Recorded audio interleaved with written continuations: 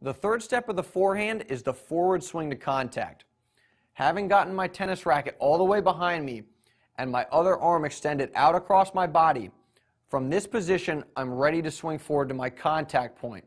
But before we talk about exactly how that's done, I want to mention a very important point. Look at my feet right now. They're in the same position they were in when I pivoted and turned my shoulders. And from this body position here, I could swing forward and hit the tennis ball. But I could also step into the court with my inside foot like I'm doing here just before I hit. And whether or not you take that step just depends on the situation.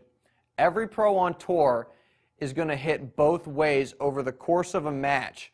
And I wanted to make that point because you're going to see some pros later on in this section not taking that step, so I didn't want y'all to be confused. That step is not a fundamental of the forehand, but in my opinion, it's easier to learn the shot. It's easier to put your forehand together if you take this step into the court right before you hit.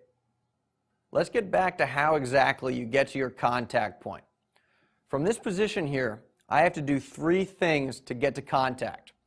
First, I have to push off my outside leg, my left leg in this case since I'm a lefty, and when I do that, I get my heel up, and that's going to help with the second step, which is to rotate my upper body back towards the net. Now when I do that, I'm going to drop the tennis racket down and then swing forward to my contact point. And if we play that again, the path my racket travels along looks very similar to as if I was tracing a C out with the tennis racket. If I do these three things at the same time, I'll get to my contact point, which is a little bit out in front of my body and about waist high. From the front, we can see what that looks like.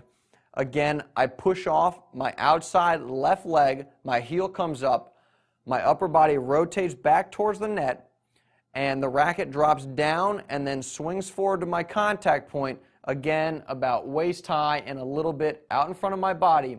And if I were to make contact with the tennis ball, my strings would be flat on the back of the ball.